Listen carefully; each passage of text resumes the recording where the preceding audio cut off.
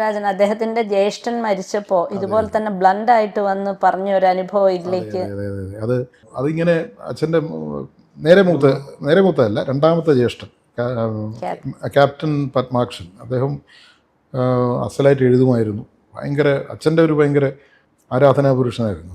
അപ്പോൾ അദ്ദേഹം 40ാമത്തെ വയസ്സിൽ മരിച്ചുപോയി. അത് വളരെ ആരോഗ്യദൃഢഗാത്രനായ മനുഷ്യൻ.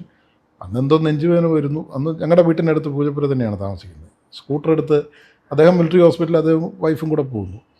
അവിടെ ചെന്ന് കയറി ഇന്ന് വിസിഎമ്മയാണെന്ന് തോന്നുന്നു എന്നൊക്കെ പറഞ്ഞ് അവിടുത്തെ ഏതൊരു അപ്പോൾ ഇന്ന് കോളായിരിക്കും എന്നൊക്കെ പറഞ്ഞ് ചിരിച്ചുകൊണ്ട് കയറിപ്പോയ മനുഷ്യൻ അപ്പം മരിക്കുകയാണ് അവിടെ. അപ്പോൾ ഭാര്യ പോലും അറിഞ്ഞിട്ടില്ല. കാരണം ഇദ്ദേഹം മരിക്കുമെന്ന് ആരും വിചാരിക്കുന്നില്ല, ചിരിച്ചുകൊണ്ട് കയറിപ്പോവാണ്. അപ്പോൾ അച്ഛന് അതിരാവിലെ ഒരു മോർണിംഗ് ഡ്യൂട്ടി AARൻ്റെ വണ്ടി വരും വിളിക്കാൻ വേണ്ടി, മോർണിംഗ് ഡ്യൂട്ടി. അപ്പം അതായിരിക്കും എന്ന് വിചാരിച്ച് നോക്കുമ്പോൾ പോലും ഇതാണ് പട്ടാള ജീപ്പാണ്. അപ്പോൾ എന്തു പറ്റി? അപ്പം ഒന്നും പറയുന്നില്ല. അച്ഛനെ വിളിച്ചുകൊണ്ട് പോകുന്നു. അവിടെ ചെന്ന് കയറി അച്ഛൻ ഈ പടി കയറി പോകുമ്പോഴത്തേക്കും ഒരു ഓഫീസർ ഇറങ്ങി വന്നിരുന്നു. ഹിസ് ബ്രദർ ചോദിക്കും, yes our condolences, is no more എന്നുള്ളതാണ് അതിൻ്റെ. അത് പറയുന്നില്ല, അവർ കണ്ടോളൻസസ്. അത് വല്ലാതെ, അതാണ് ആ സിനിമയിലെ ആ ഡയലോഗ്, ഹിസ് സിസ്റ്റർ അവർ കണ്ടോളൻസസ്. ആലീസിൻ്റെ അടുത്തൊരു അതിനെ ഡബ് ചെയ്തിരിക്കുന്ന അച്ഛൻ തന്നെയാണ്. ആ മിലിറ്ററി ഓഫീസറിനെ ഡബ് ചെയ്തിരിക്കുന്നത് അച്ഛൻ തന്നെയാണ്. His sister, yes our condolences. Prominent ക്യാരക്ടേഴ്സിനെ dub ചെയ്തിട്ടുണ്ട്. ഫയൽ വാൻ അച്ഛനാണ്. അതുപോലെ നവംബർ നക്ഷത്രത്തിലെ പ്രതാപത്തിൻ്റെ വോയിസ് അച്ഛൻ്റെയാണ്. സിസ്റ്ററിന് എന്തോ പ്രോബ്ലംസ് ഉണ്ടല്ലേ? I remember having scene Har at the hospital. അന്ന് അവിടെ നിന്നെല്ലാം ശരിയല്ലേ പോയത്? അപരനിലെ അപരൻ ഒരുപാടെണ്ണമുണ്ട്. കരിയിലക്കാറ്റ് പോലെയിലെ മഠാധിപതി, ആ ഒരു പ്രീസ്റ്റ് ഉണ്ടല്ലോ മോഹൻലാൽ.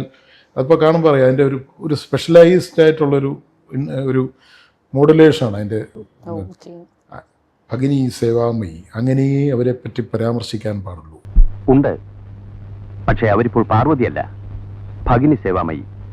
അങ്ങനെ അവരെ പറ്റി പരാമർശിക്കാൻ പാടുള്ളൂ. അവസാനം ഗന്ധർവല്ല ആ ഒരു വരി മാത്രം. അത് എന്തിനാണ് ആ ഒരു വരി മാത്രം? മറ്റത് വേറെ ആളെ കൊണ്ട് പറയുകയും ചെയ്തു. ഈ ഭൂമുഖത്തെ പൂക്കളും ഈ ഭൂമിയുടെ തേനും മാത്രം നുകർന്നു കഴിയാൻ അനുമതി കിട്ടിയ അരൂപിയായ ഒരു വർണ്ണശലഭം ഞാൻ, ഗന്ധർവൻ. പക്ഷെ ഈ ഒരു വോയിസ് മാത്രം, അതെന്തോ ഒരു പ്രമോണിഷൻ പോലെയോ എന്തോ, അത് മാത്രം അച്ഛനാണ് പറഞ്ഞിരിക്കുന്നത്. ചിത്തിര എന്നുള്ള പുള്ളിയുടെ അനുഭവം നമ്മൾ അങ്ങനെ കേട്ടിട്ടില്ല. ചിത്തിര പണിക്കർ എന്ന് പറഞ്ഞ ഇദ്ദേഹത്തിന്റെ സുഹൃത്തിന്റെ, അത് മാത്രം ഒന്ന് പറയുമോ? അച്ഛൻ ഈ സൗഹൃദങ്ങൾ എന്ന് പറയുന്നത് വളരെ സിൻസിയറായിരുന്നു. പുള്ളി എല്ലാ ബന്ധങ്ങളിലും അങ്ങേയറ്റം സിൻസിയറാണ്. അതിൻ്റെ അകത്തൊരു കലർപ്പില്ലായിരുന്നു. പൊതുവിൽ കലാകാരന്മാരുടെ കാര്യങ്ങൾ സ്നേഹം ഉണ്ടാവും, കരുതൽ കുറവായിരിക്കും. അതാണ് ഒരു 99% അങ്ങനെയാണ്. കുടുംബമായിട്ട് വലിയ അടുപ്പമൊക്കെ കാര്യങ്ങളൊക്കെ കാണും, പക്ഷേ ഇവരോടുള്ള റെസ്പോൺസിബിലിറ്റി, പക്ഷേ ഇത് രണ്ടും ഒരുപോലെ കൊണ്ടുപോയ ഒരാളായിരുന്നു. ഈ റെസ്പോൺസിബിലിറ്റി അദ്ദേഹത്തിൻ്റെ സൗഹൃദങ്ങളിലും അച്ഛൻ കാണിച്ചിരുന്നു. അച്ഛൻ്റെ കൂടെ മുതുകുളം ഹൈസ്കൂളിൽ വളരെ കുഞ്ഞു പ്രായത്തിൽ പഠിച്ചിരുന്ന ആളാണ് ചിത്തിര പണിക്കർ. അദ്ദേഹം ഇപ്പോഴും ഉണ്ട്. അദ്ദേഹത്തിൻ്റെ അച്ഛനും അമ്മയും വളരെ നേരത്തെ മരിച്ചുപോയി. ശരിക്കും അദ്ദേഹം കരുനാഗപ്പള്ളി തഴവക്കാരനായിരുന്നെങ്കിലും അദ്ദേഹത്തിൻ്റെ അമ്മാവൻ്റെ വീട് മുതുകുളത്തായിരുന്നുകൊണ്ട് ഇവർ ഒരുമിച്ചായിരുന്നു. അപ്പോൾ ഇത് വർഷങ്ങൾക്ക് ശേഷം, അന്ന് സ്കൂളിൽ പഠിക്കുമ്പോൾ ഇവർ വളരെ ക്ലോസ് ആയിരുന്നു. അത് കഴിഞ്ഞ് അച്ഛന് കോളേജ് വിദ്യാഭ്യാസമായിട്ട് തിരുവനന്തപുരത്ത് പോയി. അത് കഴിഞ്ഞ ഉടനെ ജോലിയായി. 6 മാസത്തെ ഗ്യാപ്പിൽ ആകാശവാണി കയറി. അപ്പോൾ ആകാശവാണി തൃശ്ശൂരിൽ നിന്ന് ട്രാൻസ്ഫറായിട്ട് തിരുവനന്തപുരത്തേക്ക് വരുന്ന ആ സമയത്തോ മറ്റോ ആണ് കൊല്ലം ബസ് സ്റ്റാൻഡിൽ വെച്ചിട്ട് ഇദ്ദേഹം അപ്പോഴത്തേക്കും KSRTCയിൽ ഡ്രൈവറായിട്ട് കയറി. അപ്പോഴാണ് ഇവർ പരസ്പരം അങ്ങോട്ടും ഇങ്ങോട്ടും നോക്കിയിരുന്നപ്പോൾ പെട്ടെന്ന് ചോദിച്ചിട്ട്, ചിത്രയല്ലയോടാ ചോദിക്കും. രാജനാടാ എന്ന് പറഞ്ഞു. അപ്പോൾ അങ്ങനെയാണ് വർഷങ്ങൾക്ക് ശേഷം. അപ്പോൾ ഉടനെ പുള്ളി പറഞ്ഞു, നീ എവിടെയാണ് പറഞ്ഞു, ഇങ്ങനെ റേഡിയോയിലാണ്. അപ്പോൾ റേഡിയോ ഒന്നൊരു വലിയ അത്ഭുതം. നിൻ്റെ ശബ്ദം അതിൽ കൂടെ ഒക്കെ കേൾക്കുമോ? പുള്ളി തന്നെ പറയും.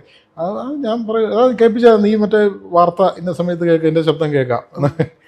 അങ്ങനെ അവർ തമ്മിലുള്ളൊരു അടുപ്പം അവസാന കാലം വരെയും അത് കീപ്പ് ചെയ്തിരുന്നു. അദ്ദേഹം അവസാനപ്പോഴത്തേക്ക് KSRTCയിലെ കണ്ടക്ടറും പിന്നെ അതിനേക്കാളും മുകളിലുള്ള ലെവലിൽ ആയിട്ടാണ് റിട്ടയർ ചെയ്യുന്നത്. ഇപ്പോഴും ആ സൗഹൃദം അദ്ദേഹം ഞങ്ങളുടെ കുടുംബമായിട്ട്. അപ്പോൾ അത് ഒരു ജോലിയിലുള്ള വലിപ്പച്ചെറുപ്പമൊന്നും അല്ല. അച്ഛനെ ഏറ്റവും സാധാരണക്കാരൻ, സാഹിത്യകാരനാവണമെന്നില്ല, സിനിമാക്കാരനാവണമെന്നില്ല. അല്ല, അച്ഛൻ മരിക്കുന്നതിന് തൊട്ട് മുമ്പ് അദ്ദേഹത്തിന് ഒരു നിമിത്തം പോലെ തോന്നി എന്നൊരു, അതായത് അച്ഛന് കോയമ്പത്തൂർ ആദ്യം ലാലേട്ടൻ സുഖമില്ലാതെ കിടന്ന സമയത്ത്, കോയമ്പത്തൂർ ആര്യവൈദ്യശാലയിൽ ഉഴിച്ചിലുമായിട്ട് കിടക്കുന്ന സമയത്ത്, ഞങ്ങളന്ന് ചിറ്റൂരുണ്ട്, പാലക്കാട് എന്തോ ഒരു അവധി സമയത്ത് ഞങ്ങളവിടെ ഉണ്ട്. അപ്പോൾ അച്ഛൻ അന്ന് മദ്രാസിൽ നിന്ന് വന്നപ്പോൾ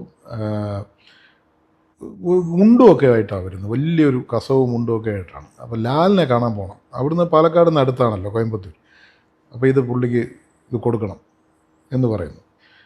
അപ്പോൾ ഞങ്ങളത് അന്ന് അവിടെ പോന്നു. അന്ന് അവിടെ പോയപ്പോൾ എനിക്ക് നല്ല ഓർമ്മയുണ്ട്, ഇങ്ങനെ ഈ മുണ്ട് കൊടുക്കാൻ വേണ്ടി ഇരിക്കുകയായിരുന്നു. അപ്പോഴാണ് എൻ്റെ അമ്മയുടെ അമ്മൂമ്മ പറയുന്നു, സുഖമില്ലാതെ കിടക്കുന്ന ആളുകൾക്ക് അങ്ങനെ കൊടുക്കരുത്, കോടി കൊടുക്കരുത്.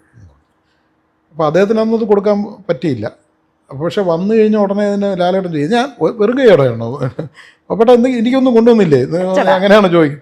അപ്പോൾ അച്ഛനാപാടങ്ങ് വല്ലാതായി, മറ്റേത് പറയാനും പറ്റില്ലല്ലോ, ഈ മുണ്ട് കൊണ്ടുവന്നിരുന്നു പക്ഷെ കൊടുക്കാൻ പാടില്ല. പിന്നെ അത് തമാശയായിട്ട് അങ്ങ് ആ മുണ്ട് തിരിച്ച് തിരുവനന്തപുരത്തോട്ട് പോകുന്ന വഴി താഴവേലിറങ്ങി ഇദ്ദേഹത്തിന് സമ്മാനിച്ചു. അതൊരു നല്ല വളരെ വലിയ കസവൊക്കെ ഉള്ളൊരു മുണ്ടായിരുന്നു. അത് അദ്ദേഹം ജനുവരി 23-നോ 24-ന് ആ മുണ്ട്, അന്ന് അദ്ദേഹത്തിന് ഒരു ഓഫ് ഡേ ആയിരുന്നു. വൈഫ് ടീച്ചർ അവർ പഠിപ്പിക്കാൻ പോയിരുന്നു. അന്ന് ഇദ്ദേഹം തന്നെ നനച്ച് ഇത് ഉണങ്ങാനിട്ടപ്പോൾ അതിൻ്റെ ഈ അശേര എന്തോ ഒരു കമ്പി എന്തോ കയറി കണ്ട് അതിൻ്റെ കസവിൻ്റെ മൂല ഇങ്ങനെ കീറി. അപ്പോൾ ഇതെന്തോ ഇത് മുണ്ട് കീറുന്ന ഒരു അശുഭ ലക്ഷണമാണല്ലോ എന്ന് പറയുമ്പോൾ ഒരാൾ വന്ന് പറയാണ് പത്മരാജൻ മരിച്ചു. അത് രാഷ്ട്രീയക്കാരൻ അദ്ദേഹമായിരിക്കും എന്ന് ഇദ്ദേഹത്തിൻ്റെ മനസ്സിലേക്കേ പോകുന്നില്ല. അത് രാഷ്ട്രീയക്കാരൻ അദ്ദേഹമല്ലേ, പ്രായമൊക്കെ ആയി വരികയായിരിക്കും എന്നൊക്കെ പറഞ്ഞ് ഇദ്ദേഹം ഇത് അങ്ങനല്ല, ഇത് ഇന്ന ആളാന്ന് പറഞ്ഞ പുള്ളി ഒരു വലിയ മുഴുത്ത ചീത്ത പറഞ്ഞു എന്നാണ് പറയുന്നത് ഇദ്ദേഹത്തിന്. കാരണം പുള്ളി സഹിക്കാൻ പറ്റി. അപ്പോൾ അങ്ങനെ ഒരു നിമിത്തം, ആ നിമിത്തം ഞങ്ങൾക്കെല്ലാം തോന്നിയിട്ടുണ്ട്. എൻ്റെ സിസ്റ്റർ ഈ പറഞ്ഞ പോലെ അച്ഛൻ മരിച്ചു എന്ന് ആ വാർത്ത അറിയിക്കാൻ വേണ്ടി എം ജി രാധാകൃഷ്ണനും പ്രൊഡക്ഷനിൽ അന്ന് വർക്ക് ചെയ്തിരുന്ന അപ്പി രാധാകൃഷ്ണൻ എന്ന് പറയുന്ന വേറൊരു രാധാകൃഷ്ണൻ ചേട്ടനുണ്ട്, ചലച്ചിത്ര നിർമ്മാതാവൊക്കെ, സുരേഷ് ഏട്ടൻ്റെയൊക്കെ സുഹൃത്ത്. അപ്പോൾ ഇവർ രണ്ടുപേരും കൂടെ എന്നെയും കൊണ്ടാണ്. അപ്പോൾ എനിക്കറിയില്ല, മരിച്ച കാര്യം പറഞ്ഞിട്ടില്ല. ഒന്ന് വീട് വരെ പോകണം എന്ന് പറഞ്ഞിട്ട് എന്നെ വിളിച്ചുകൊണ്ട്, ഞാൻ യൂണിവേഴ്സിറ്റി കോളേജിലായിരുന്നു.